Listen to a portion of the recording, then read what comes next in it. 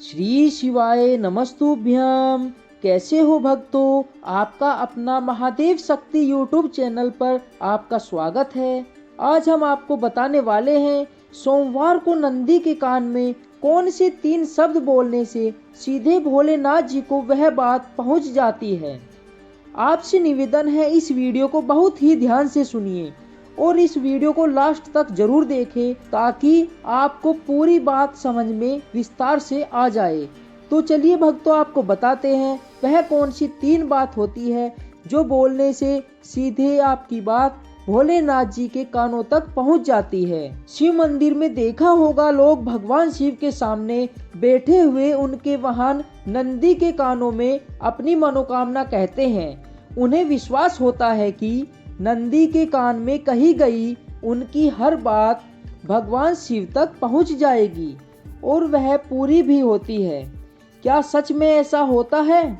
अब कहेंगे कि भगवान जब साक्षात सामने बैठे हैं, फिर नंदी जी के माध्यम से भगवान शिव तक बात पहुंचाने का क्या तात्पर्य है?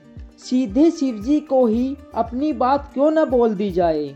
आइए आज हम आपको बताते हैं नंदी के कान में क्या कहना चाहिए जिससे कि आपकी बात भगवान भोलेनाथ जी तक पहुंच जाए, और क्या कहने से नंदी भगवान आपकी मनोकामना पूर्ण कर देंगे और आपकी सूचना सबसे पहले भगवान शिव तक पहुंचा देंगे। नंदी भगवान को शिव के प्रमुख गणों में से एक कहा जाता है। कहा जाता है कि नंदी पूर्व में शिलाद ऋषि थे, जिन्होंने हजारों वर्षों तक घोर तपस्या करके शिव को प्रसन्न किया था और उनसे यह वरदान पाया था कि वह सदैव उनके साथ ही रहेंगे। शिलाद ऋषि की तपस्या से खुश होकर भगवान शिव ने उन्हें अपना नंदी के रूप में सदैव अपना वाहन बनाने का वचन दिया। कभी भी वह उनसे दूर नहीं रहेंगे, हमेशा उनके साथ उनके सामने ही रहेंगे। शिव महापुराण के अनुसार भगवान शिव सदैव तपस्या में लीन रहते हैं और नंदी उनकी तपस्या में किसी भी प्रकार की विघ्न नहीं डालने देते।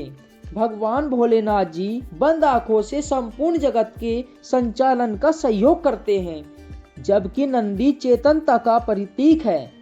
पुराणों के अनुसार भगवान की तपस्या में किसी भी प्रकार का विघ्न न पड़े, इसलिए नंदी चेतन अवस्था में उनके तपोस्थल पर बाहर तैनात रहते हैं। जो भी भक्त भगवान शिव के पास अपनी समस्या लेकर आता है, नंदी उन्हें वहीं रोक लेते हैं। किसी भी बाहरी से शिव जी की तपस्या भंग न हो जाए, इसलिए सबसे पहले जो भी आता है नंदी से पहले मिलता है, फिर नंदी से इजाजत लेकर अंदर जाता है। अगर भोलेनाथ तपस्या कर रहे होते हैं, फिर नंदी तक सूचना पहुंचाकर शिवजी भगवान के दर्शन करके स्वयं आ जाते हैं। आप भी अगर मंदिर जाते हैं तो सबसे पहले नंदी भगवान के दर्शन करें। नंदी के कान में अपनी जो भी मनोकामना है, जिस उद्देश्य से आप मंदिर आए हैं, वह उद्देश्य, वह मनोकामना, जो भी समस्या आपके साथ चल रही है, वह नंदी के कान में बोले। फिर भगवान भोलेनाथ जी के दर्शन करें और भगवान भोलेनाथ जी को भी अपनी मनोकामना बोले। हो सकता है उस वक्त भोलेनाथ तपस्या में लीन हो, इसलिए सबसे पहले नंदी के कान में अपनी मनोकामना बोलनी चाहिए। शिव जी के प्रमुख गण होने के साथ ही वह उनके सूचक भी है। नंदी जो कहते हैं, शिव जी भी उनकी बात अवश्य मानते हैं। शिव जी सबसे पहले अपने गण की बात ही मानते हैं और सबसे पहले प्रमुख गण नंदी ही है, जो शिव जी तक भक्तों की हर मनोकामना पहुंचाते हैं। और भगवान भोलेनाथ सर्वप्रथम नंदी के कहने पर उस भक्त की समस्या का समाधान करते हैं, मनोकामना पूर्ण करते हैं। और आपको बता दें कि आप नंदी के कान में अपनी मनोकामना कहते समय किन बातों का ध्यान रखें।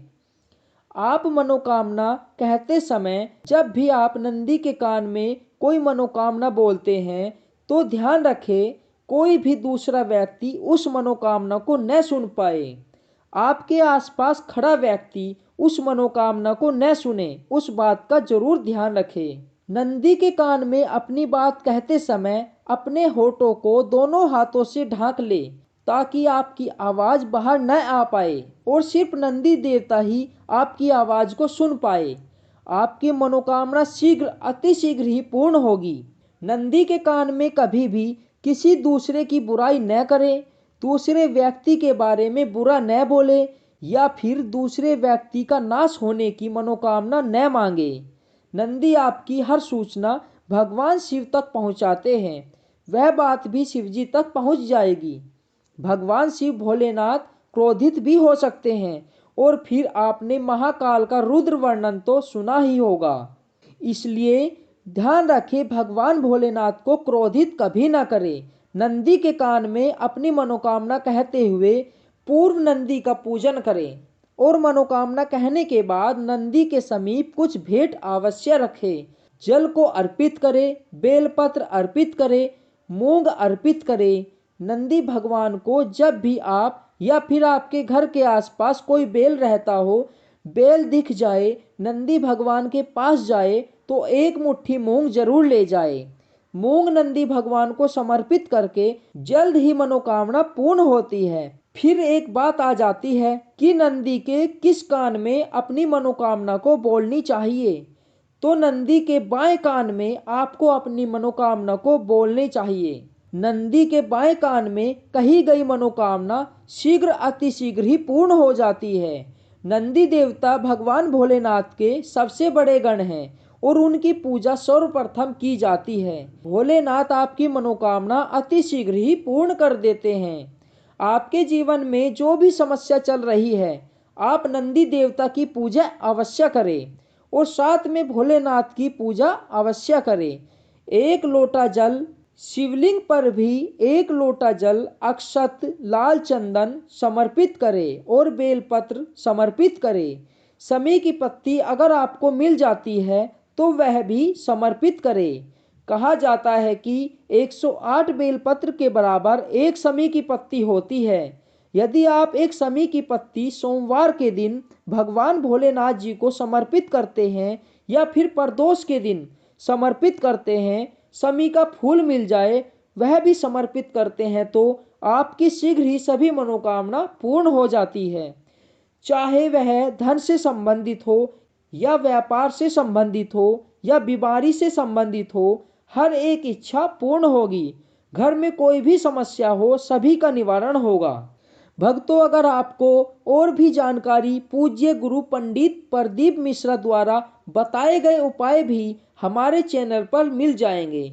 आपको भगवान भोलेनाथ की पूजा विधि, पशुपति व्रत पूजा विधि, कई ऐसे उपाय, प्रतिदिन किए जाने वाले छोटी बड़ी समस्या का समाधान हमारे चैनल पर डाला गया है। आप उन छोटे छोटे उपाय को जरूर करें, आपके घर में हो रही हर एक समस्या का समाधान जरूर मिलेगा। आप भोलेनाथ जी पर पूर्ण विश्वास करके श्रद्धा से भगवान भोलेनाथ जी की सेवा करें, आपको पूर्ण फल जरूर मिलेगा। भक्तों, आपको यह जानकारी कैसी लगी? वीडियो पसंद आई हो तो लाइक जरूर करें और आप हमारे महादेव शक्ति यूट्यूब चैनल को सब्सक्राइब करना न भूलें और कमेंट बॉक्स में हर हर महादेव जरूर लिखें। श्री शिवाय नमस्तुभ्यम। हर हर महादेव।